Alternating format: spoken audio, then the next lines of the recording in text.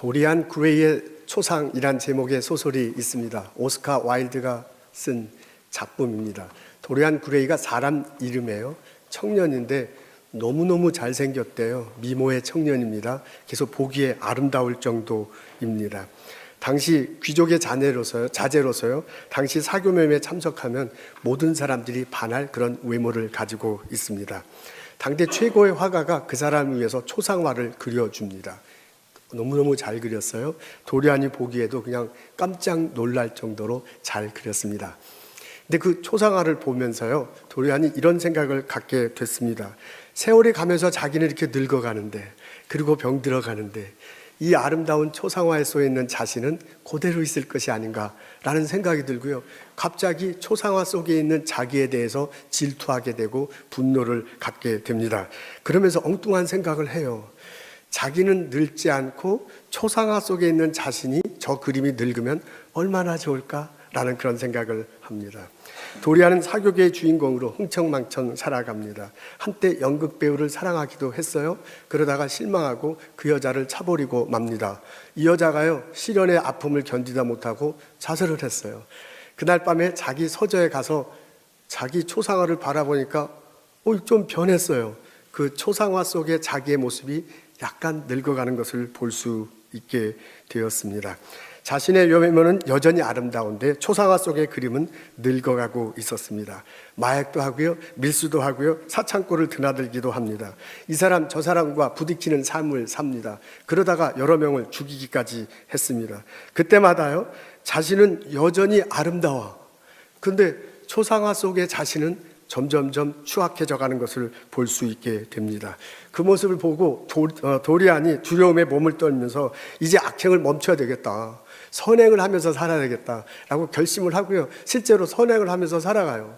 근데 어떻게 된 일인지 초상화 속의 자신의 모습은 점점점 늙어가고 추악해가는 것을 보게 됩니다. 너무 그것이 두려웠습니다. 이래서는 안 되겠다 싶어가지고요, 초상화를 치워버리기로 결심을 해요. 어떻게 치울까 하다가 그것을 찢기로 합니다. 그래서 칼을 갖고 가서요, 이제 막 추악해진 그 얼굴에다가, 자기의 얼굴에다가 팍 찢고 갈기 막 이렇게 찢었습니다. 그러다가요, 초상화의 얼굴을 찢고 찢었는데 갑자기 자신의 얼굴을 찢고 찢는 것을 발견하게 됩니다.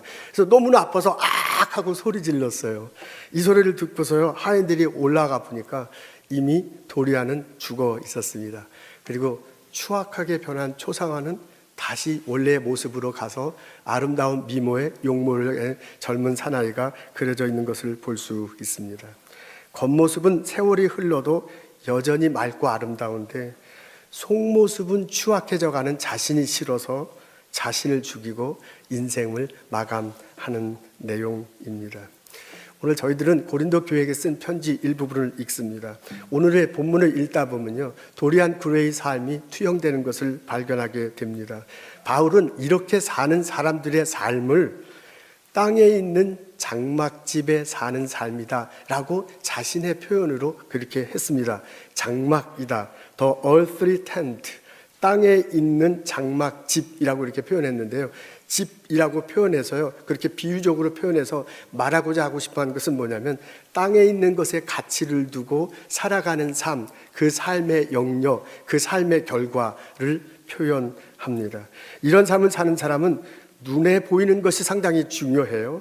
내가 겉으로 어떤 것을 보여줄 수 있는가, 남들에게, 이것에 대해서 굉장히 중요하게 생각합니다. 어떤 옷을 입었는가, 헤어스타일은 무엇인가, 내가 어느 정도 집에 살고 있고 무슨 자동차를 몰고 다니는가가 상당히 예민하고 중요합니다. 내가 어떤 학교에 나와 있고요, 나의 수입은 어떻고요, 내 외모가 남들보다 얼마나 뛰어난가, 내가 어떤 위치에 있어서 몇몇 사람들을 어떻게 다룰 수 있는가가 이 사람 일생에 있어서는 굉장히 중요한 변수로 자리 잡고 있습니다.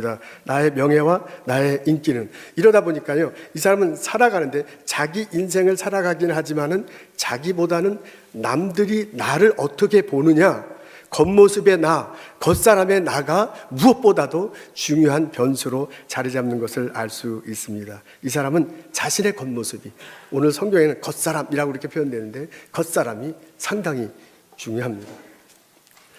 오늘 본문에 보면요, 바울은 또 다른 삶을 사는 사람을 묘사하고 있는 것을 알 수 있습니다. 그걸 바울의 표현을 하자면 하늘로부터 오는 처소, 처소인데요, 하늘로부터 오는 중이에요. 하늘로부터 오는 처소에 사는 것 같이 사는 삶, 그것을 묘사하고 있습니다.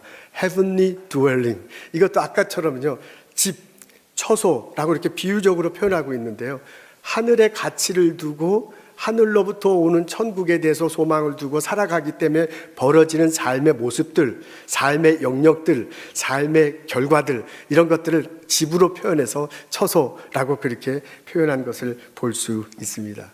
이런 삶을 사는 사람은요, 눈에 보이지 않는 것에 더 중요성을 두고 있습니다. 하늘의 천국이 온다, 그 천국이 내게 오고 있다 라고 생각하면서 살기 때문에요, 그런 고백을 하기 때문에요, 지금 눈에 보이는 것보다는 눈에 보이지 않는 그것에 더 많은 관심을 둡니다. 그것의 가치가 무엇인가를 생각하고요, 배우고 그로 인해 살려고 애를 씁니다.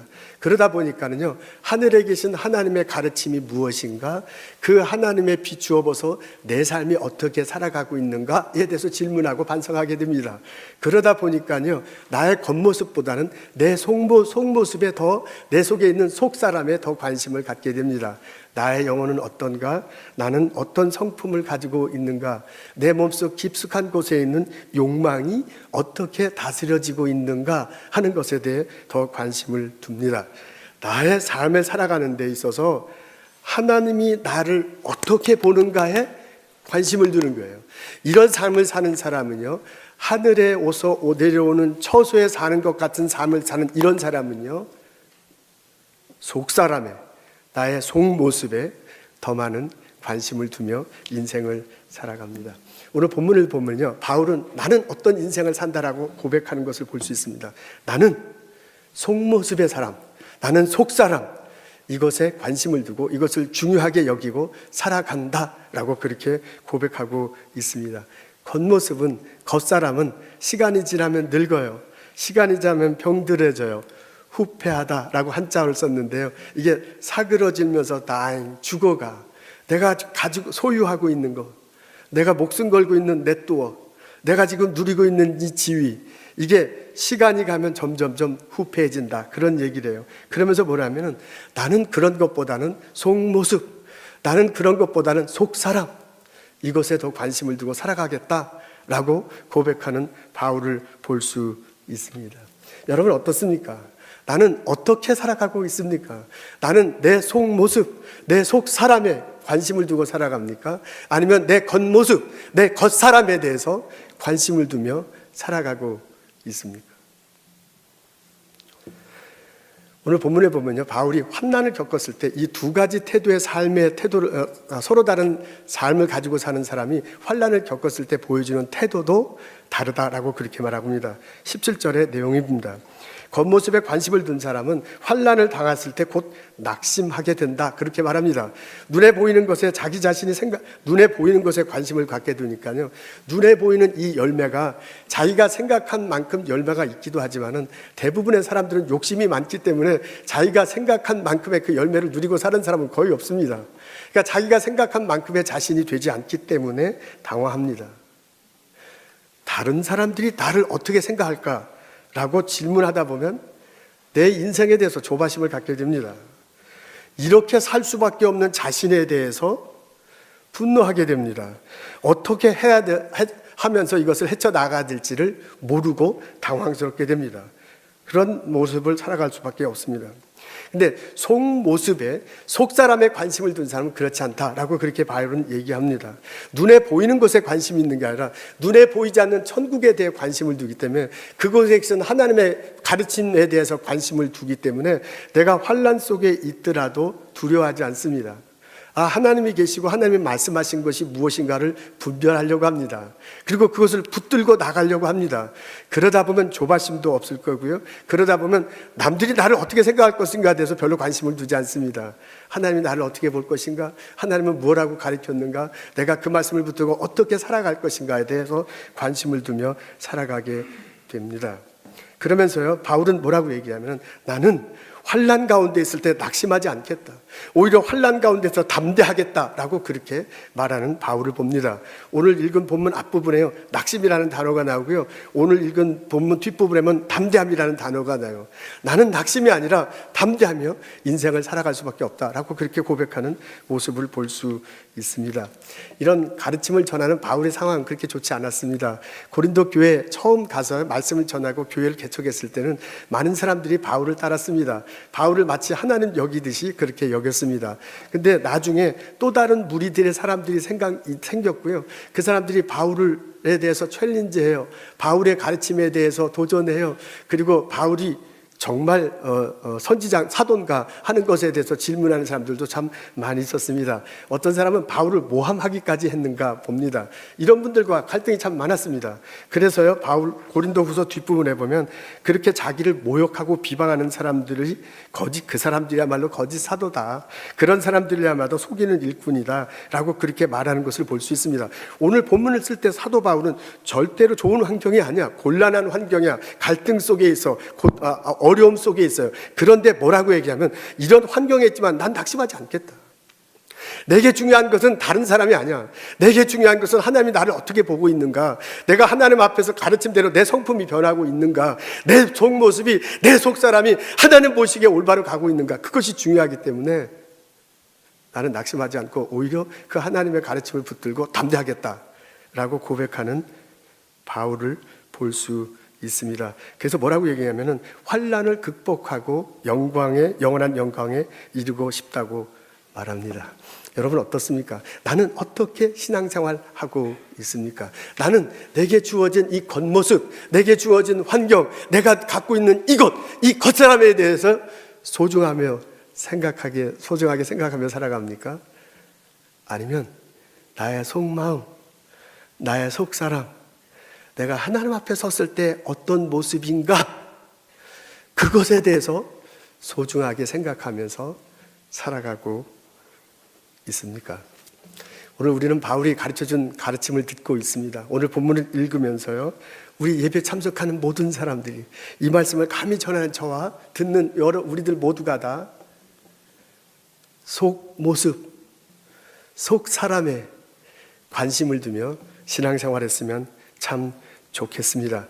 때때로 뒤돌아보면 오늘이 한 해의 마지막 날이야. 그리고 이제 새해를 시작하는데요, 지난 한 해를 이렇게 이렇게 놓고 보면, 그리고 오늘의 본문을 놓고 나 자신을 두고 본다면, 내가 속 사람보다, 내 속 모습보다도요, 나의 겉 사람, 내 겉모습을 더 관심을 두고 중요하게 여기고 그것 때문에 바둥거리면서 살아온 나 자신을 발견할 수 있습니다. 오늘 본문이 내게 말씀으로 다가온다면, 내 가슴 속에, 내 영혼 속에 들어온다면, 새해에는 2018년에는 속모습, 속사람, 하나님 앞에 서 있는 나 자신, 내 영혼, 내 속품, 이것에 대해 관심을 두고 살아가는 나와 여러분 되시기를 주님의 이름으로 소원합니다. 그것이 결국은 나를 살리는 것입니다. 그것이 결국은 내 주변의 사람들을 행복하게 하고요, 그것이 결국은 나를 통해서 하나님이 영광 받는 일이 될 것입니다. 다니엘이 생각납니다. 바벨론한 느부갓네살이 예루살렘에 쳐들어왔어요. 그리고 왕족과 귀족의 자녀들을 볼모로 잡아갔습니다. 다니엘서 1장에 보면 그 사람들이 몸에 흠집이 없대요. 용모가 잘생겼대요. 지혜와 통찰력이 있어서 모든 일을 잘 할 수 있는 소년이다. 근데 이제 청소년들을 잡아갔습니다. 이스라엘의 내일의 지도자가 될 사람들을 볼모로 잡아갔어요. 근데 이 바벨론 왕이 상당히 현명한 사람들입니다.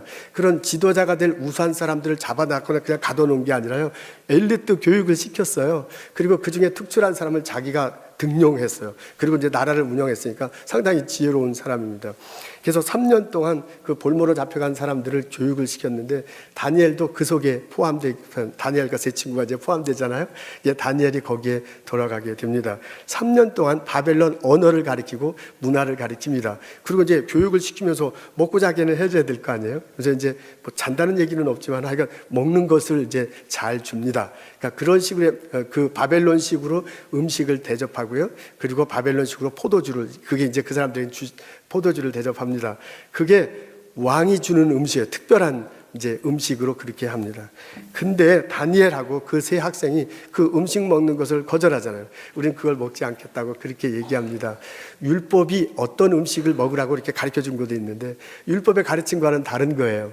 그리고 자기들에게 나오는 음식 중에 몇몇 것들은 바벨론 신에게 제물로 드렸다가 나온 그런 음식이야. 그래서 그런 걸 먹으면 하나님 가르침에 위배되는 거거든요. 그래서 그 음식을 먹지 않기로 합니다. 신앙상의 이유입니다. 하나님 앞에 신실하고자 그 음식을 먹지 않습니다.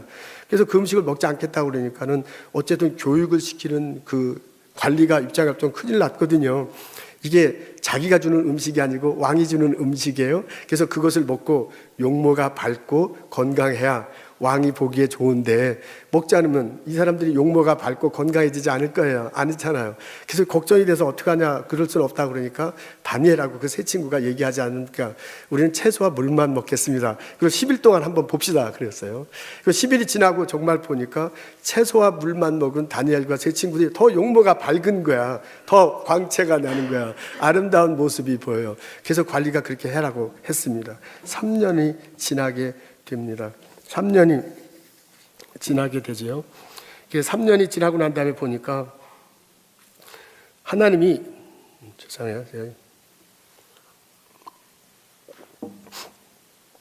하나님이 그 상황에서 이제 개입하십니다. 그래서 성경에 보면 하나님은 다니엘에게 지식을 얻게 하고요. 문학과 학문을 능통하게 하셨다. 그 밖에도 환상과 온갖 꿈을 해석하는 능력까지 주셨다라고 그렇게 됐습니다. 3년이 지나고 난 다음에 학생들 모두가 왕 앞에 섰는데 왕이 보기에 얼굴에 광채가 딱 나고 그냥 지혜와 지식이 넘쳐 흘러 다니엘이 다른 어떤 보다 뛰어났다 그랬잖아요. 그래서 다니엘을 픽업하잖아요. 그리고 그 사람을 관리로 삼습니다. 나중에 뒤에 보면 총리 3명을 임명해갖고 그 바벨론을 다스리게 하는데 그 중에 한 명으로 이 다니엘이 뽑히는 것을 알 수 있어요. 그것이 이제 그러니까 이제 모함하는 사람이 있어갖고 사자굴에 들어가는데 거기서도 지켜주는 것을 거기서도 지켜주는 것을 알 수 있습니다. 여러분 이 얘기를 쭉 읽어보면 다니엘이 마음이 하나님 편에 섰다라는 그것이 중요합니다. 다니엘이 채소 먹고 물 먹었다. 그러니까 그렇게 해야 되는구나. 그건 본인의 선택이죠. 다니엘이 그렇게 한 것은 채소가 좋아서 그런 것이 아니라 하나님이 원하시는 것이 어떤 것이냐는 것을 질문하고 행동하다 보니까 그 음식을 먹지 않는 것이 좋겠다라고 생각이 들어서 먹지 않은 겁니다. 하나님이 그 다니엘의 마음을 보았습니다. 그리고 하나님이 그 다니엘의 행동을 보고 이렇게 축복하신 것을 알 수 있습니다. 여러분 속모습이 중요합니다. 겉모습보다도 더 중요한 것이 내 속사람입니다. 내 속사람이 하나님 앞에 어떤 모습으로 서 있는가, 이것을 다니엘을 질문하고요. 그 질문에 대한 대답을 스스로 얻고 행동한 것을 알 수 있습니다. 하나님이 나를 어떻게 볼 것인가, 하나님의 성품이 내 안에서 어떻게 이루어져 가고 있는가, 내가 천국에 대한 소망을 두고 살아간다면 지금 이 시간에서 어떻게 말하고 행동할 것인가를 묻고 행동하는 것, 그것이 중요합니다. 내 속모습, 내 속사람에게 관심을 두어야 할 것입니다. 그것이 결국은 나를 살리는 것이고요. 그것이 결국은 우리 모두를 복되게 하는 것이고요. 그것이 결국은 하나님께 영광 돌리는 삶을 살게 될 것입니다. 오늘 우리 2018년을 맞이하면서 마지막 2017년 마지막 날이고요. 2018년 이제 첫 해를 맞이하면서 예배를 드리고 있습니다. 우리들 모두가 다 이제 새해에는 겉모습이 아니라, 겉사람이 아니라 속모습, 내 속마음, 내 영혼이 하나님 앞에 서 있는가라는 것에 대해서 분명히 질문하고 그 대답을 붙들고 살아가는 나와 여러분 되시기를 주님의 이름으로 축원합니다. 여러분 이것은 결심하기는 쉬운데 실행에 옮기기는 참으로 어렵습니다. 그래서 작심삼일이라는 그런 말이 나오는 것입니다. 새해가 되면 이렇게 살겠다, 올해는. 이렇게 우리 결심은 참 많이 합니다. 근데 그 결심대로 사는 사람은 많지 않은 것을 볼 수 있습니다. 바울이 말하는 거 너무나 좋잖아요. 겉모습보다 속모습이 더 중요한 거다. 겉사람이 아니라 속사람이 더 중요한 거다. 내 영혼이 더 중요한 거다. 하나님 앞에서 사람들이 내게 어떻게 비춰지는 것보다 하나님 앞에서 내게 어떻게 비춰지는 것, 그게 너무나 소중한 거다. 얼마나 좋아요. 그런 믿음과 고백을 갖고 살아가면 환난도 낙심하지 않고 담대하게 나간다. 얼마나 좋아요. 바울의 가르침은 분명합니다. 근데 그 분명한 가르침을 가지고 살아가기는 참 어렵습니다. 왜냐하면 우리들 삶이 그렇지 않기 때문에 그래요. 우리들 삶이 보이지 않는 것을 보는 것보다는 보이는 것을 보는 게 우리들의 삶이잖아요. 나도 가만히 있으면 보이지 않는 천국보다는 지금 보이는 집이 더 중요해. 우리 집 크게 짓는 게 더 좋죠. 내 지위, 내가 갖고 있는 거, 남들 앞에 좀 자랑스럽게 말할 수 있는 거, 그게 더 소중하지. 사람은 그렇게 생겼어요. 내가 그냥 자연스럽게 그렇게 가. 근데 우리가 같이 일하고 살아가는 이 세상 분위기가 다 그런데, 보이는 것을 소중하게 생각하는데 보이지 않는 것을 소중하고 생각하면서 살아가기는 정말 어려워요. 그런 의식하지 않고 그냥 묻어서 살아가면 그건 별거 아니야. 근데 내가 정말 그런 하나님 앞에서 내가 어떻게 섰는가를 의식하면서 살아가기 시작하면요, 그것처럼 살기 어려운 것이 없습니다. 그러다 보면 여기 이제 영어로 보면 lose heart라고 그래요. 낙심한 자를 lose heart래. 하나님 말씀대로 살겠다. 페이스를 가지고 열정을 가지고 한 그 heart를 lose 하는 거야. lose. 점점점 그렇게 우리가 살아갈 수밖에 없습니다. 그게 우리들의 모습입니다. 이런 우리들에게 바울이 비밀 하나를 알려줍니다. 그게 우리 5장 앞부분에 나오는 이야기입니다. 바울을 보면은, 오늘 문서를 보면요, 4장 뒷부분에는 본인이 내가 속사람을 중요시하면서 열겠다, 내가 열심히 그렇게 살겠다라고 이렇게 본인이 막 열심히 사는 것처럼 얘기해요. 근데 이 5장 앞부분 자세히 보면 그게 아님을 알 수 있습니다. 어떻게 해서 본인이 그렇게 해서 살게 됐는가를 밝혀줍니다. 그게 5장 5절이에요. 우리 좀 다 같이 읽었으면 좋겠습니다. 성경을 한번 펴시면 좋겠어요. 고린도후서 5장 5절.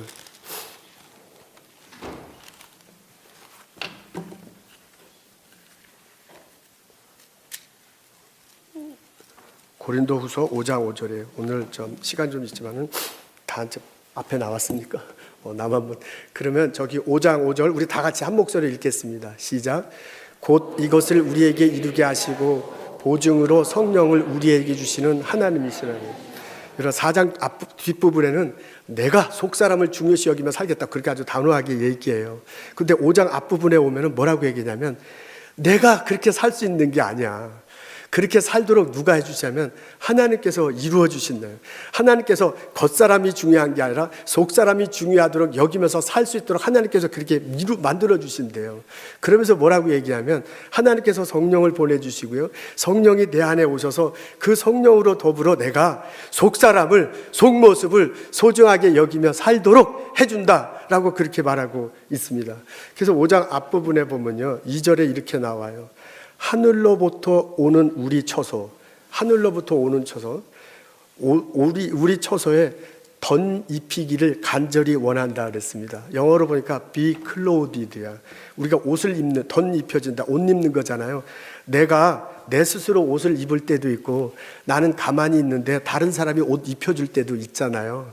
근데 여기 보면은 바울이 뭐냐면, 내가 옷을 입는 게 아니라 옷이 입혀져, 덧 입혀져 라고 그렇게 덧 입혀지기를 간절히 사모한대요.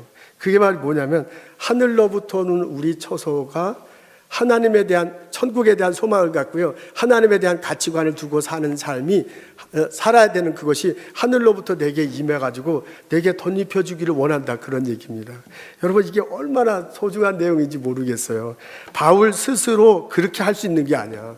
바울 스스로 내가 겉사람의 중요시 여기고 겉사람을 중요하게 여기지 않고 속사람을 중요시 스스로 사는 게 아니라요, 나는 이거 못해. 하나님께서 성령을 내 안에 보내주셔서요, 나를 덧 입혀주시고요, 나를 하여금 그렇게 해주셔야 돼. 여러분, 이 본문을 보면요, 내가 겉사람을 두고 살아가는 것이 완전히 딜리트, 없어지는 게 아니에요. 그거 없앨 수 없어. 나는 그렇게 생겨 먹었어. 우리는 덧 입혀지는 거예요. 나는 여기 있는데 하늘로부터 오는 삶이, 천국에 대한 소망을 주는 삶이 나에게 덧 입혀지는 거예요. 내 옷은 있고 여기에 또 이렇게 덧 입혀지는 거예요. 제가 가끔 부활절과 부활절 성만찬 할 때 이 옷에다가 제 가운을 이렇게 입잖아요. 그런 거하고 똑같은 거야. 나는 나 자신을 어떻게 버릴 수가 없어요. 그렇게 노력은 하지만은. 근데 성령께서 오셔서 나를 덧입혀줘서 나를 변화시키는 그런 것이 되어야 될 것이다 라고 그렇게 말합니다. 그걸 누가 하느냐? 성령께서 하신다라고 그렇게 말하고 있습니다. 아멘, 할렐루야. 바울이 에베소 교회 교우들에게 편지하는 내용 중에 이런 게 나옵니다. 그 영광의 풍성을 따라 그의 성령으로 말미암아 너의 속사람을 능력으로 강건하게 하옵시며 그랬습니다. 속사람을 강건하게 한대. 속사람을 새롭게 한대. 그걸 누가 하느냐? 성령께서 하신다라고 그렇게 말하고 있습니다. 바울은 이것을 알았습니다. 바울은 이것을 깨달았습니다. 그래서 바울은 이것을 고백하면서 인생을 살아가고 있어요. 바울도 어려워요. 바울도 인간이에요. 바울도 사람이니까 겉사람, 겉모습에 대해서 소중하게 생각하고 싶을 그런 때가 왜 없었겠습니까? 그럼에도 불구하고요, 그 환난 속에서 낙심이 왜 안 되겠습니까? 근데 바울이 나는 환난 가운데 낙심하지 않고 담대하겠다. 나는 겉사람이 아니라 속사람을 소중하게 생각하겠다. 나는 땅의 가치가 아니라 하늘의 가치를 두겠다라고 결심하는 이유는, 고백하는 이유는 자기 자신이 그렇게 할 수 있어서가 아니에요. 나도 그렇게 하려고 하지만은 덧입혀지기를 간절히 구한다잖아요. 기도하는 거야. 하나님 성령이 내려오셔서 내 안에 임하셔서 성령으로 덧입혀 주옵소서. 성령으로 나를 깨끗게 하옵소서. 성령으로 나를 새롭게 하옵소서. 그 성령이 인도하신다 그래요. 성령이 가르쳐 주신다 그러잖아요. 성령이 축복의 길로 하신다잖아요. 그 성령에 덧입혀서 그 성령에 힘들어서 내가 살아갈 수 있게 해 주십시오라고 기도하는 마음으로 고백하는 것을 알 수 있습니다. 이 깨달음이, 이 바람이 우리들 모두에게 있기를 주님의 이름으로 축원합니다. 우리 2018년 새해가 다가오고 있습니다. 2018년에는요, 내가 정말 예수를 믿는다면, 그 예수님과 더불어 살아간다면 겉모습이 아니라 내 속모습에 관심을 가져야 될 것입니다. 겉사람, 내가 무엇을 가지고 있는가가 아니라 내 영혼이 하나님 앞에 어떻게 관계를 맺고 있는가, 그것이 더 소중합니다. 만약 그것에 대해서 소중하게 생각하고 그것을 붙들고 살기를 원한다면 성령님 내게 오시옵소서. 그 성령님이 나를 깨끗게 하시고 그 성령님이 나를 인도하시옵소서. 기도하며 바라며 살아가야 할 것입니다. 하나님이 성령으로 내 안에 계신 하나님이 나를 충만케 하실 줄로 믿습니다. 나를 깨끗게 하실 줄로 믿습니다. 그래서 나의 모습을, 내 속사람을 소중하게 생각하며 살아가도록 인도해 주실 줄로 믿습니다. 여러분, 이 깨달음이 있기를, 이 체험이 있기를 주님의 이름으로 축원합니다. 여러분, 오늘 설교 제목은 낙심인가 개심인가입니다. 낙심인가는 이해가 되는데 개심인가, 이게 아주 좀 헷갈리는 제목입니다. 2018년도는 개띠의 해라고 그러는데 개심인가, 개의 마음인가, 독 마인드인가 뭐 이렇게 생각하는 분도 있을 듯한데 뭐 그런 뜻은 아닙니다. 제가요, 작년 초에 우리 교회 집사님들한테 이렇게 합시다라고 이렇게 이메일을 보냈더니 집사님들이 그렇게 하겠습니다. yes, 뭐 오케이, 뭐 이렇게 리플라이를 했어요. 근데 그 리플라이 중에 하나가 어떤 분이 뭐라고 리플라이하냐면 개 좋아요라고 이렇게 리플라이를 했어요. 개 좋아요. 그래서 내가 깜짝 놀라갖고 개 좋아요가 뭔가. 근데 그 리플라이 하신 남자 집사님이고 제 나이 또래인데 개 좋아요 썼어요. 아니 이분이 개를 키우나? 아니 아무리 개를 키운다 그래도 목사한테 개 좋아요가 뭐예요? 개 좋아요가. 그래서 제가 깜짝 놀라서 인터넷에 내가 조사를 했습니다. 개 좋아요가 무슨 뜻인가. 그랬더니 요새 20대들이요, 10대들이 아주 좋아요를 개 좋아요 이렇게 한대요. 그러니까 10대들과 20대들의 용어입니다. 그러고 보니까 우리 아주 옛날에 고생스러운 걸 정말 고생했다, 아주 고생했다를 개고생했다 그랬잖아요. 근데 요즘 이제 청년들이 아주 좋아요를 개 좋아요 그렇게 하는가 봅니다. 그래가지고 제가 그걸 깜짝 놀랐어요. 그래서 다음에 우리 장로님들한테 이메일 보낼 때 제가 나중에 개 좋아요 이렇게 리플라이 하더라도 놀라지 마십시오. 뭐 이 정도 언어 구사를 해야 청년들이 우리한테 커피 좀 사달라고 이렇게 합니다. 그럼 여기 개심이 그런 개 좋아요 그 개짠가? 또 그건 또 아닙니다. 알고 보면 이 개심이라는 단어가 실제로 있는데 이게 고상한 단어입니다. 한자어로요, 열릴 개, 마음심이야. 마음이 이렇게 싹 열린다. 저는 이 단어를 생각하고 이런 게 쓰이나 하고 조사해 봤는데요. 불교에서 이 용어를 사용한대요. 평상시에는 잘 사용하지 않는데요. 이렇게 마음을 여는 거야. 근데 이제 불교에서 사용할 때는 그 정도가 아니고 그렇게 해서 깨달음을 얻는 것, 깨달음의 경지에 들어가는 것, 그게 이제 개심이라고 한대요. 그래서 이제 우리 일상적으로는 잘 사용하지 않지만은 불교 용어에서 사용한다고 합니다. 근데 제가 이 단어를 사용하려고 했더니 낙심이라는 단어가 있기 때문에 이 단어를 생각해냈는데요. 제가 이 단어를 생각해낸 것은 그렇게까지는 아니고 그냥 한자어 그대로입니다. 한자어 그대로 보면 오픈하는 거잖아요. 열릴 개자에 저게 오픈, 심, 마인드거든요. 그냥 한자어 그대로 하려면 오픈 마인드 하는 거야. 내 마음을 활짝 열어 놓는 것입니다. 여러분, 우리가 새해가 되면 결심을 참 많이 합니다. 이렇게 하겠다. 근데 오늘의 본문을 읽고요, 곰곰이 묵상해 보면 어떻게 생각하면 기독교인들한테는요, 결심보다는 더 중요한 게 개심이야. 이게 좀 듣기가 좀 이상한데요, 거시기 한데요, 내 마음을 열어놓는 거야. 내가 결심해서 내가 내 마음대로 그렇게 내가 원하는 대로 그렇게 살지 못하잖아요. 그러니까 개심, 내 마음을 열어놓고요, 하늘을 바라보는 성령님 임하시옵소서. 성령님, 이 성경에 그렇게 적혀져 있잖아요. 성령님 임하셔서 내 마음을 깨끗게 하옵소서. 성령님 임하셔서 나를 능력으로 인도하시옵소서. 그래서 나도 결심을 해야죠. 하나님 앞에서 속마음을 소중하게 생각하고요, 속사람을 소중하게 생각하고, 그리고 이것을 하겠다고 그리스도의 가르침대로 결심해야죠. 근데 결심보다 더 중요한 게 이 개심이야, 개심. 성령님을 하나님을 바라보고 성령님을 초청하고 그와 더불어 살겠다고 한 마음을 갖는 것, 그것이 더 중요하지 않을까라는 그런 생각을 했습니다. 우리 새해를 맞아봅니다. 하나를 쳐다보고 하나님께서 주시는 가치관, 하나님 앞에서 내 모습이 어떨까라는 것에 질문하고 대답하고요, 그 대답을 가지고 살아가는 나와 여러분 되시기를 원합니다. 결심하는 것 참 좋지만은 결심보다도 하나님 앞에 개심, 내 마음을 열어놓고 성령님 오시기를, 성령님이 나를 이끌어 가시기를, 성령님이 나를 충만히 붙들어 주시기를 기도하며 살아가는 나와 여러분 되시기를 주님의 이름으로 축원합니다. 여러분, 야곱이 도망가는 중이었습니다.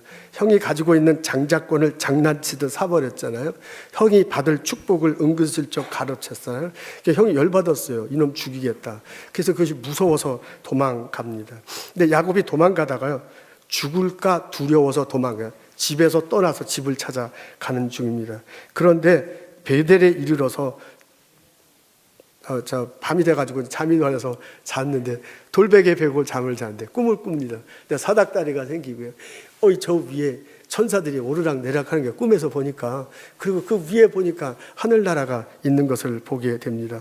거기서 하나님의 음성이 들려요. 내가 누운 땅을 너에게 주겠다.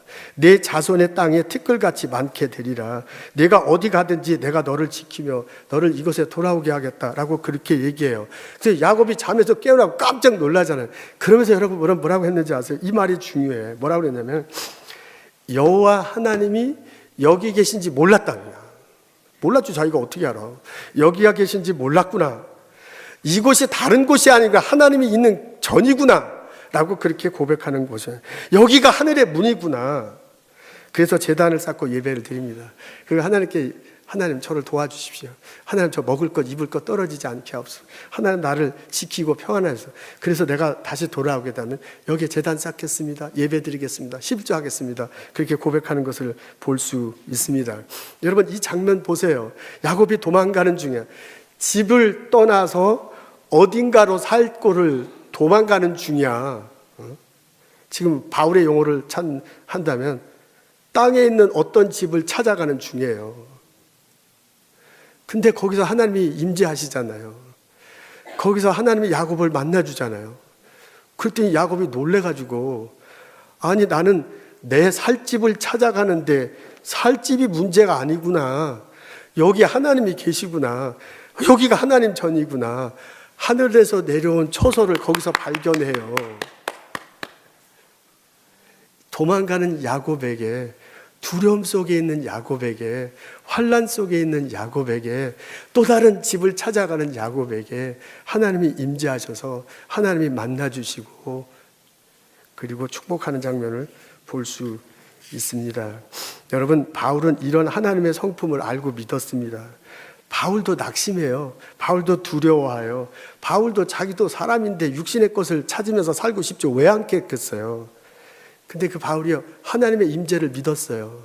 나는 이런 상황에 살지만 하나님이 임재할 때, 하나님의 성령의 모습으로 할 때 지금의 상황 속에서 하늘에서 내려오는 처소가 된다. 지금의 상황이 변하는 거야. 지금의 하나님이 임재하실 때, 성령의 모습으로 내가 여기 있을 때 내가 땅의 것을 추구하지 않고 하늘의 처소를 추구하도록 내가 이렇게 변하게 되는 거예요. 여러분 다 아셨죠? 여러분 다 느끼셨죠? 제가 감기가 걸려가지고요, 설교 준비를 여기 아직 잘 못해서 그런데요, 근데 하여간 야곱이 전혀 자기하고는 상관없이 하나님이 임재하셔서 이 사람을 바꿔놓잖아요. 땅의 초소를 찾아가는 게 아니라 하늘의 초소를 꿈꾸도록 그렇게 바꿔놓습니다. 아멘, 할렐루야. 바울이 뭐라 하냐면, 내가 속사람을 내가 스스로 찾아갈 수 있는 게 아니다. 성령님께서 내게 오셔가지고요, 나를 변화시키도록 간절히 원한대요. 아멘, 할렐루야. 여기 바울의 가르침을 깨닫고 듣는 나와 여러분이 되시기를 축원합니다. 여러분 새해 결심했는데 그 결심 내가 다 이루겠다, 절대로 못 이루어요. 우리는 인간, 여러분에게 저주하는 게 아니고 죄송해요. 우리는 인간이기 때문에 그럴 수밖에 없어. 결심도 하지만은 개심을 해야 돼. 하나님 앞에 내 마음을 열어놓고, 성령님 오시옵소서, 성령님 나를 깨끗게 하시고 성령님 나를 이끌어 가옵소서. 그렇게 될 때 내게 닥칠 어려운 환난 속에 낙심하지 않고 우리가 담대하게 살아갈 줄로 믿습니다. 내가 이렇게 2018년 하루하루를 살아갈 때 겉모습, 겉사람을 소중하게 여기는 것이 아니라 속모습, 속사람을 여기며 소중하게 여기며 살아가게 될 줄로 믿습니다. 그것이 내가 살 길입니다. 그것이 내가 있어서요, 내 가족이, 내가 가르치는 학생들이, 나와 같이 연구하는 다른 사람들이요, 나로 인해서 복을 누려요. 그렇게 내가 변할 때, 그렇게 내가 그것을 붙들며 살아갈 때 나의 삶을 통해서 하나님께서 영광 받으십니다. 이 체험이, 이 감사가 우리들 모두에게 있기를 주님의 이름으로 축원합니다.